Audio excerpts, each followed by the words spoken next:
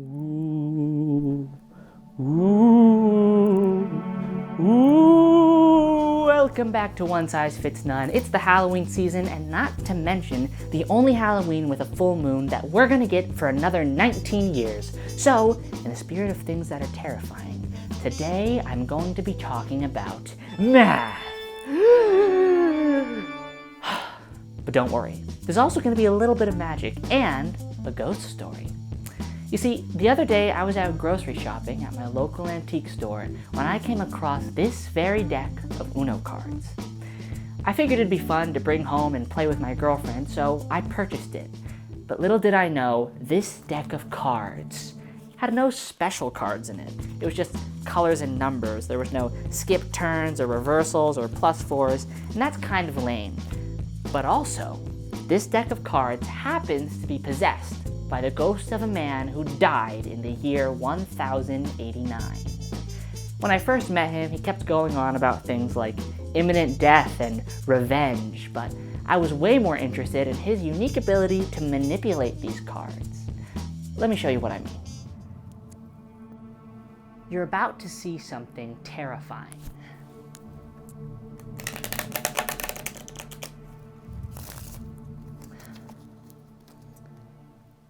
That was it. Now we're gonna take 3 cards off the top, all right? So 1, 2, and 3. All right, so these cards are completely random, and they create the number 842. But the ghost of the man inside the deck, I think his name's Dylan, demands that I swap the first and last cards. All right, so we're gonna do this carefully so as to not upset him. Okay, carefully. Okay, there we go. Now we have the number 248. And if we take our initial number, 842, and we subtract our new number, 248, we end up with 594. Not very interesting, but Dylan, he asks me again to swap the first and last numbers, but add this time instead of subtract. So that's gonna be 594 plus 495. It's reverse. And that will get us 1089, the very year that Dylan was murdered by 17 crows. Now, when Dylan first did this for me, I said, yeah, okay, cool, bud, but I'd like to see you do it again. And he did. We shuffled the deck, took 3 cards off the top, found the difference between this number and its reversal, then added that answer to its own reversed self. Once again, 1089. The very year that Dylan was murdered by 17 crows. Scary ghost story, right? Well, I have to admit that it's actually not true.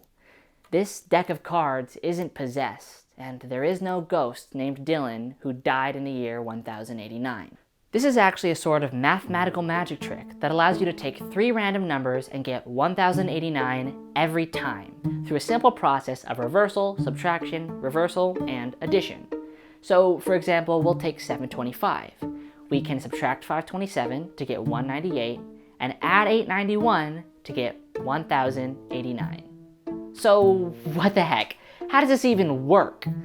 Some people say that the mystery of 1089 used to be one of Albert Einstein's favorite puzzles, but I'm going to break it down simply for you so you can do it yourself at home. Now, it's important to remember that a 3-digit number is comprised of a digit in the hundreds place, a digit in the tens place, and a digit in the ones place. That means that 700 plus 20 plus 5 will get us 725. And for its reversal, 500 plus 20 plus 7 will get us 527.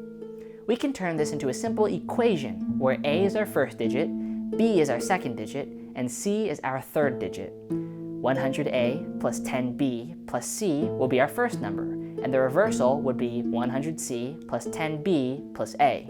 When you subtract these numbers from each other, B, the middle digit, is actually canceled out, and you end up with 99A minus 99C, or 99A minus C. So since we can only pick numbers less than 10, A minus C should be anywhere from 1 to 9.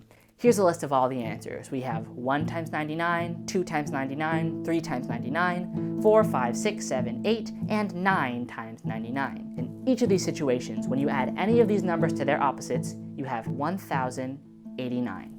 Now seems like a good time to admit that this trick has one little itty bitty flaw.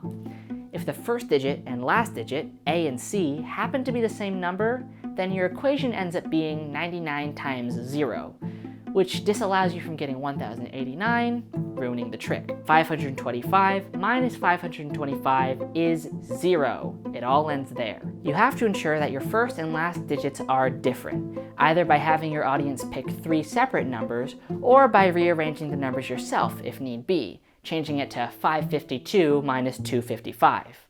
So as long as you followed all of the rules up to this point, you'll be able to predict the answer to a random sequence of numbers thrown into a weird equation every single time.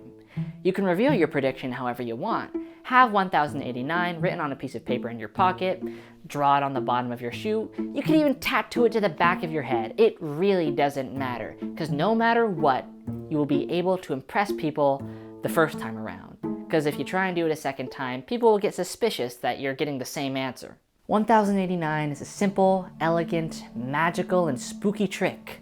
And although it has nothing to do with a ghost named Dylan murdered by 17 crows, I think it still manages to be just a little unbelievable. I hope you all use your newfound supernatural abilities wisely. This has been One Size Fits None, and I'll see you in the afterlife.